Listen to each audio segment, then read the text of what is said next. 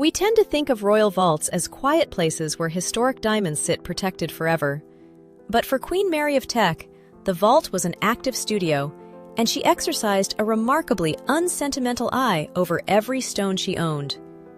Nearly 24 tiaras are tied directly to her name. She approached these pieces as a brilliant and entirely ruthless editor. She dismantled historic wedding gifts without hesitation, rescued smuggled treasures from a fallen Russian empire, and physically engineered the modern visual power of the British monarchy. Today, let's open those heavy vault doors. We are going to trace exactly why some of her greatest creations became defining legends on the heads of modern royal ladies, while others were quietly auctioned off to the highest bidder, altered completely beyond recognition, or simply swallowed by the darkness of the royal safes for decades. Before we begin, please support my channel by clicking on the like and subscribe buttons. Thank you. Let's settle in with a cup of tea and look closely at a woman who completely rewrote the rules of her own jewelry box. When we think of Queen Mary, we often picture her draped in layers of diamonds, wearing pieces exactly as they were handed down. The reality is much more practical. She was a meticulous editor of her collection, perfectly willing to alter, dismantle, or completely redesign her gifts to suit her changing needs. When Princess Victoria Mary of Teck, known to her family as May, prepared to marry the future King George V in the summer of 1893, she received an avalanche of wedding presents. Among them was a diamond festoon and fleur-de-lis diadem purchased from Gerard by a committee of young women led by Lady Eva Greville, known as the Girls of Great Britain and Ireland. Set in silver and gold, the piece arrived in a custom mahogany box that included a second frame, allowing the jewel to be worn as a coronet, and it could even be taken off the frame entirely to be worn as a necklace. Originally, this tiara was topped with 14 pearls. The committee had been so successful in their fundraising that they ended up with a significant surplus, which soon served a very somber purpose. Right around the time the tiara was being finished, a terrible maritime disaster occurred when the battleship HMS Victoria collided with another ship off the coast of Tripoli, leaving more than 350 sailors dead. Mary requested that the extra funds raised for her wedding gift be sent directly to support the widows and children of those lost at sea. She wore it on its coronet frame at the famous Devonshire House Ball in 1897, and to the coronation of her father-in-law, King Edward VII, in 1902. By 1914, Mary was queen, and she began to apply her famous editorial eye to the piece. She sent the tiara back to Gerard to have the top pearls removed, replacing them with 13 diamond brilliants. She repurposed those original pearls immediately, incorporating them into a brand new creation, the Lover's Knot tiara, which we will look at closely a bit later. She also had the signature diamond and dot base detached, so she could wear it separately as a simple bandeau. Decades later, when she gave both the tiara and the separate bandeau to her granddaughter, Princess Elizabeth, as a wedding gift in 1947, they were presented as two distinct jewels. The young princess affectionately dubbed it Granny's Tiara. Elizabeth kept the pieces separate at first, wearing just the upper section for years on royal tours. In the late 1960s, she finally had the bandeau base reattached. If you look at coins, stamps, and banknotes across the Commonwealth from the last several decades, you will see Queen Elizabeth II wearing this exact, reunited diamond design. Just recently, Queen Camilla debuted this same tiara at a Mansion House dinner, bringing Mary's edited masterpiece into a completely new era. Mary's habit of deconstructing her jewels extended far beyond swapping pearls for diamonds. She was entirely willing to sacrifice complete pieces to build something new. In 1911, the royal couple traveled to India for the Delhi Durbar, a massive celebration marking their coronation as Emperor and Empress of India. It was an unprecedented event, the only Durbar actually attended by a reigning British monarch, and Mary needed a major diadem to match the scale of the occasion. She had a piece in her vault known as the Boucheron Loop Tiara, created in 1902 using 675 diamonds presented to her by the directors of the De Beers mine in South Africa. She wore it occasionally in her early years, including for a formal portrait in 1905, but she was entirely willing to sacrifice the piece and start over with the exact same diamonds. Those De Beers stones were handed over to Gerard to form the sweeping lyres and scrolls of the new Delhi Durbar tiara. Unlike many traditional tiaras, this piece was designed as a complete circlet of platinum and gold that wrapped entirely around the head, overlapped by diamond festoons. King George V was thoroughly supportive of the project. He personally paid the jeweler's bill for the new tiara as a 44th birthday present for Mary in May 1911, and he referred to the finished piece simply as May's best tiara. When Gerard first completed the Delhi Durbar tiara, it featured a striking set of 10 pear-shaped Cambridge emerald toppers. Mary wore the complete towering piece for the ceremonies in India. A year later, she had it adapted again so it could support the massive Cullinan 3 and 4 diamonds. She eventually removed those 10 green stones from the top of the diamond frame entirely. Those specific emeralds will make a rather dramatic reappearance a bit later in our story when they find a highly unexpected new home. As for the diamond frame itself, Mary eventually passed it down the family line. In 1946, she loaned the tiara to her daughter-in-law, Queen Elizabeth, ahead of the royal family's lengthy tour of South Africa. The Queen Mother kept the diadem in her possession for the rest of her life, and it was inherited by Queen Elizabeth II in 2002. It is a rather curious detail that Elizabeth II never actually wore this particular tiara in public during her entire 70-year reign. Instead, it stayed in the vault until 2005, when she loaned it to her new daughter-in-law, the Duchess of Cornwall. Camilla wore the impressive circlet for a state banquet honoring the Norwegian royal family that October. We have not seen it worn on a royal head since that single evening. It did, however, leave the vault recently for a very different reason. In April 2025, it was placed on public display at the King's Gallery at Buckingham Palace as part of the Edwardians Age of Elegance exhibition. After seeing how decisively Queen Mary could order a diadem to be dismantled, you might easily assume no wedding gift was safe from her edits. Yet, there is a fascinating anomaly sitting quietly in her collection. In 1893, the Irish aristocrats Lord and Lady Ivy, members of the famous Guinness family, presented Princess May with a tightly packed diamond diadem. The Ivy tiara features intricate scrolls and delicate foliage, all arranged in a classic Kokoshnik shape. Because of this distinct floral motif, you will occasionally see it referred to as the Gloucester leafage tiara today. This piece stands out because it is one of the very few wedding gifts Queen Mary retained throughout her entire life without ever dismantling or redesigning it. She wore it in her early portraits in the 1900s alongside her love trophy collar, and she was still wearing the exact same unchanged piece decades later. She specifically chose it for a gala performance of Sleeping Beauty by the Sadler's Wells Ballet in 1946, an evening that marked the reopening of the Royal Opera House at Covent Garden after the Second World War. I sometimes wonder what saved this piece from her usual tinkering. Do you think it was a diplomatic nod to the wealthy Guinness family? Or was the design simply so well balanced that even she could not find a way to improve it? Following Queen Mary's death in 1953, the Ivy tiara found a quiet, stable home within the Gloucester branch of the family. It was inherited by her daughter-in-law, Princess Alice, Duchess of Gloucester, who brought the floral Kokoshnik out for several significant gala occasions through the 1950s and 60s.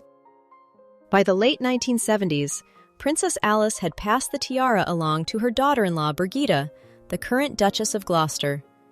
Birgitta actually manages an impressively large collection of diadems, one of the most significant in the entire royal family, which means each piece in her vault essentially waits its turn in a very carefully managed rotation. As a result, the Ivy tiara appears only intermittently for major gala events. It did, however, make a truly magnificent return to the spotlight very recently. Just this month, during the state banquet for the President of Nigeria at Buckingham Palace in March 2026, the Duchess chose this specific diamond leaf design once again.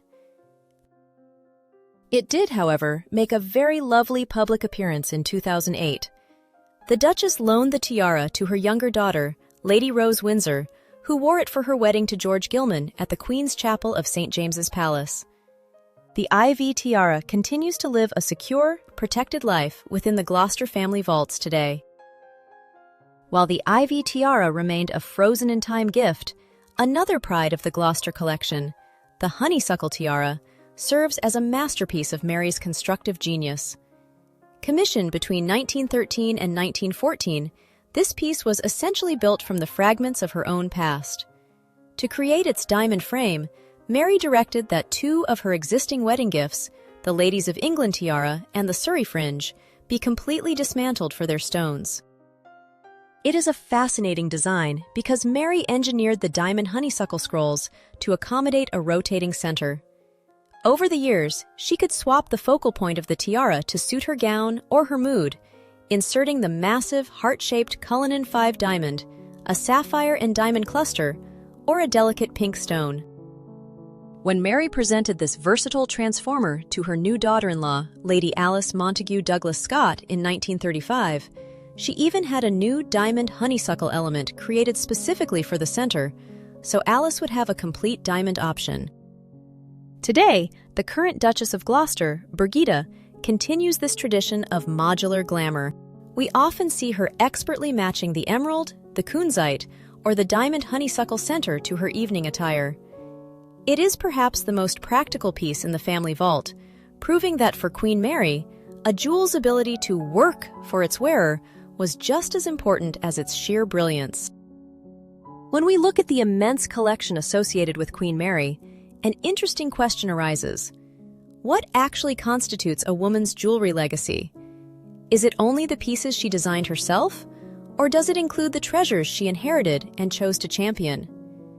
Take, for instance, Queen Alexandra's Kokoshnik tiara. This magnificent wall of diamonds was originally a silver wedding anniversary gift to the then Princess of Wales in 1888, purchased by a group of 365 aristocratic women who called themselves the Ladies of Society. Alexandra had specifically requested this traditional Russian halo shape to match a diadem worn by her sister, the Empress of Russia. There is a lovely, almost poetic link between this tiara and Mary herself. When Mary walked down the aisle to marry the future George V in 1893, it was this very Kokoshnik that her mother-in-law, Queen Alexandra, chose to wear for the ceremony. When Queen Alexandra passed away in 1925, she actually died without a formal will. However, she had left behind a meticulously kept inventory of her jewels, with clear notes on her wishes for each piece. According to those instructions, the Kokoshnik was to pass to Mary. I find it deeply symbolic that Mary chose to wear this specific tiara for her official portraits in the 1930s, and most touchingly, for the photographs marking her 80th birthday in 1947. By deciding that this tiara, which she hadn't created, deserved to be one of her primary state diadems, she ensured its survival for the next 3 queens. I often think that her legacy wasn't just in what she changed, but in what she recognized as already perfect. This brings us to another piece Mary acquired rather than commissioned, one with a survival story that reads like a thriller. In January 1920, the jewelers at Garrard in London sat down to inventory a rather battered diamond and pearl tiara. It was an intricate piece featuring interlocking diamond circles crafted by the Russian court jeweler Bolin, but it was sitting on the work table in a sorry state, bearing visible damage with several diamonds and original pearls completely missing. To understand how this exquisite piece ended up broken on a London jeweler's desk, we have to step back 3 years into the absolute chaos of Petrograd in 1917. The tiara belonged to Grand Duchess Maria Pavlovna of Russia, who had fled the capital for the safety of the Caucasus as the revolution took hold. She was forced to leave her legendary jewelry collection behind, locked in a hidden safe in her bedroom at the Vladimir Palace. That summer, her son, Grand Duke Boris, hatched a highly dangerous plan with a British art dealer and diplomat named Bertie Stopford. Disguising themselves as ordinary workmen, the 2 men infiltrated the palace with the help of a sympathetic caretaker. They managed to empty the Grand Duchess's secret safe, hastily packing the glittering contents into a pair of unassuming Gladstone bags before Stopford smuggled them out of the falling empire. The Grand Duchess was the last Romanov to escape Russia, but she passed away just months after reaching safety in 1920. Her diamonds and pearls, including the damaged Bolin tiara, were inherited by her only daughter, Grand Duchess Elena Vladimirovna, who had become Princess Nicholas of Greece. Living in exile and facing severe financial difficulties, Princess Nicholas made the practical decision to sell the tiara in 1921. Queen Mary stepped in as the eager buyer. She immediately sent the battered piece to Gerard for extensive repairs, restoring the diamond circles to their former glory. If we know anything about Mary's habits by now, it is that she rarely left her jewels alone for long. In 1924, she saw an opportunity to make the Russian piece entirely her own. She commissioned Gerard to adapt the frame so it could accommodate 15 cabochon drops from her family's private collection of Cambridge emeralds. These were the very same vibrant green stones she had previously used as towering toppers on the Delhi Durbar tiara. Because of Mary's clever alteration, the Vladimir tiara can be worn with the original Romanov pear-shaped pearls, the Cambridge emeralds, or completely widowed with no drops at all. This adaptability is brilliant in theory, but it requires an immense amount of physical labor behind the scenes. Angela Kelly, the late Queen Elizabeth II's dresser, shared a fascinating glimpse into the mechanics of this jewel. She noted that the pearls and emeralds are kept in individually numbered pouches to signify their exact position on the frame. Swapping the stones takes nearly an hour of meticulous work. The dresser has to use a very firm grip to get each jewel securely hooked onto the diamond circles, and she must do it bare-handed, as wearing gloves makes it impossible to handle the tiny mechanism safely. This is the practical reality of maintaining Queen Mary's ingenious design, ensuring the jewels actually make it out of the vault and into the light. Another famously heavy piece in Queen Mary's collection reveals a surprisingly nostalgic side to her character. In 1913, Mary decided she wanted to add a new diadem to her already extensive vault. Instead of dismantling an old piece or buying something on the market, she looked directly to her own family history for inspiration. She had long admired the Cambridge Lover's Knot tiara, a jewel originally owned by her grandmother and subsequently worn for years by her aunt, the Grand Duchess of Mecklenburg-Strelitz. Because Mary was unable to inherit or purchase the original piece from her aunt, she simply commissioned the jewelers at E. Wolf & Company, working for Gerard, to create an exact replica for her own use.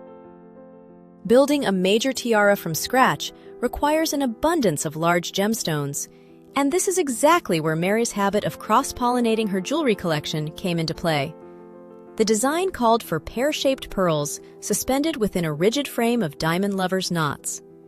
The original 1913 version also featured an additional row of large, upright pearls sitting along the very top edge. If you recall the 14 pearls Mary removed from the Girls of Great Britain and Ireland tiara, they found their new home right here, perched on top of this impressive new structure. Queen Mary herself eventually altered the tiara's towering silhouette. By the mid-1930s, she had completely removed that upper row of upright pearls, leaving only a sleek line of diamond brilliance to crest the top of the frame. This slightly reduced, more streamlined shape is the exact version we recognize today, the same one worn by Queen Elizabeth II and later lent to Diana, Princess of Wales. While Diana reportedly found the heavy, swinging pearls quite uncomfortable to wear, the next generation seems much more at ease with its weight. After resting quietly in the royal vaults for nearly 20 years, the piece finally emerged for a new era. Catherine, Princess of Wales, debuted the tiara at a diplomatic reception in 2015, and it has since become her most frequently worn sparkler. Looking at the archival portraits of Queen Mary, wearing the original 1913 design with the full double layer of pearls, the visual impact is entirely different. The sheer height of the unedited piece gives it a wonderfully imposing presence. I love to entertain the thought of those top pearls being carefully sourced and placed back onto the frame one day. If Catherine were to step out in that original, towering version in her future role as queen, it would completely shift the visual weight of the tiara. It would transition instantly from a romantic, delicate design into a truly monumental piece of statecraft, perfectly signaling a new era.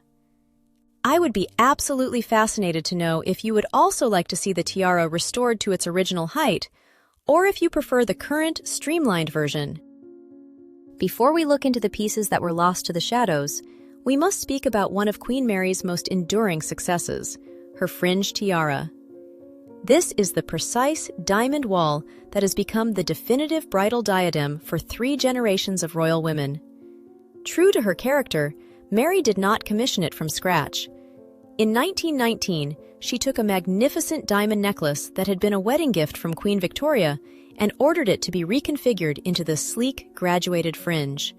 Mary created a design so functional and balanced that it remained perfectly relevant a century later, when Princess Beatrice chose it for her own wedding in 2020. Some of the most intricate objects Mary left behind simply vanished behind closed doors.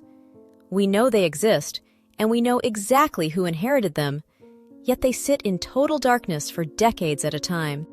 One of the most striking examples of a jewel falling into a long, quiet sleep is a piece Queen Mary commissioned in 1932. She went to Gerard and asked them to create a flexible platinum and diamond bandeau made of 11 sections pierced with interlaced ovals. She had this specific geometric frame built for a very practical reason. She wanted a new way to wear the County of Lincoln brooch. This small diamond cluster, featuring 9 brilliants surrounding a large collet-set centerstone, was given to her as a wedding present in 1893 by the people of Lincolnshire. She often wore the cluster pinned at her throat, but the new 1932 bandeau allowed her to place it directly in the center of her hair for evening events. When Queen Mary died in 1953, she bequeathed both the bandeau frame and the detachable brooch to her granddaughter, Queen Elizabeth II. From that moment, the tiara completely disappeared from public view. It sat unworn in the royal vaults for a staggering 65 years. It had fallen so far off the radar that many royal watchers had entirely forgotten it existed. Then, in May 2018, Queen Elizabeth loaned the piece to Meghan Markle for her wedding to Prince Harry. The new Duchess of Sussex wore the bandeau as she walked down the aisle at St. George's Chapel, selecting it for its clean, timeless Art Deco lines. Seeing a forgotten piece suddenly step back into the daylight brings up a rather unsettling thought. It makes you realize just how many other masterpieces are currently locked away, unseen by anyone. I often feel a genuine sense of sadness when I think about these historic creations gathering dust in a safe. These jewels hold so much history, and they should not spend eternity hidden in the dark. They should be out where people can appreciate the craftsmanship, even if they are simply placed behind the glass of a museum display case for all of us to study and enjoy. That sense of absence is especially strong when we look at another one of Queen Mary's distinct headpieces, the sapphire sunray bandeau. This jewel features a flexible diamond band shaped like a traditional Russian Kokoshnik, arranged in a sharp sunburst motif. At the center sits a large sapphire and diamond cluster ornament. Just like the Lincoln brooch, this sapphire cluster can be detached and worn separately. Mary liked the versatility of the sunburst frame so much that she sometimes swapped out the sapphire and inserted the carved emerald brooch from her Delhi Durbar parure instead. The origins of this sapphire bandeau are incredibly murky. In the 1980s, the royal author Leslie Field claimed that Queen Mary purchased the tiara from the estate of the late Dowager Empress Marie Fyodorovna of Russia. It is a highly appealing story, but there is absolutely no public record or documentary proof to back up this specific purchase. It remains just one unverified version of the tiara's history. Following Queen Mary, the sunray bandeau passed to her daughter-in-law, the Queen Mother. She chose not to wear the piece herself, opting to lend it to Princess Margaret, who made the bandeau one of her signature jewels. Princess Margaret was clearly drawn to the design's practicality, frequently alternating between wearing the full diadem and using the central sapphire as a brooch. She wore the tiara for several state dinners, and during her high-profile tour of the Caribbean, Yet she was just as likely to pin the sapphire cluster to her dress for a daytime engagement. Since those appearances decades ago, the sunray bandeau has completely vanished. It was notably absent from the famous auction of the princess's jewels after her death, which suggests it likely retreated back into the royal vaults. While we can hold out hope that the sapphire bandeau worn by Princess Margaret is merely resting quietly in a safe, the fate of Queen Mary's other grand sapphires took a much sharper turn. In 1934, Mary decided to part with a highly significant family heirloom, presenting the magnificent Cambridge sapphire parure to Princess Marina of Greece and Denmark when she married Mary's son, Prince George, Duke of Kent. This was a massive suite of jewelry with roots tracing back to the early 19th century, consisting of a grand tiara, a versatile necklace, a stomacher, and bracelets. Princess Marina wore the sapphires beautifully and frequently. She even sat for the famous photographer Cecil Beaton in the late 1930s, draped in the full parure. The resulting images are the epitome of interwar royal glamour, with the imposing sapphire and diamond tiara resting perfectly against her dark hair. When Princess Marina died in 1968, her eldest son, Edward, Duke of Kent, inherited these historic sapphires. Over the following decades, the Kent family faced mounting financial difficulties. To navigate these pressures, they began quietly breaking up and selling off parts of the parure. The original sapphire tiara eventually surfaced at a public auction at Sotheby's in 1993, and it was sold again at Christie's in 1998. When you look back at everything she acquired, edited, and passed down, it is easy to understand the sentiment I see so often in your comments. Queen Mary possessed a singular, almost architectural vision for her jewelry, a level of curatorial intensity that was unique even in her own time. Today, we are watching a natural shift. Her descendants have moved toward a more restrained approach that reflects our modern world, where tiaras are worn far less frequently than in Mary's day. That highly formal, diamond-draped era is quietly becoming a part of history, but it is Mary's formidable eye that remains the heart of the collection we admire today. I have to admit, I often feel a genuine sense of regret that we see these historic pieces so rarely now. I would love nothing more than to see the unused tiaras and bandeaus moved into museums, where they could be studied and where they could tell their incredible stories to a wider audience, rather than sitting in the dark, gathering dust in locked royal safes. But as long as we remember their journeys and keep looking closely at these old photographs, these diamonds continue to shine. If you enjoyed this journey into the era of the great Queen Mary, please give this video a like, subscribe to the channel, and turn on notifications so you don't miss our next story. Thank you so much for watching and for spending this time with me. In the end, jewels may be silent, but their stories are not. They will not fade as long as we continue to tell them.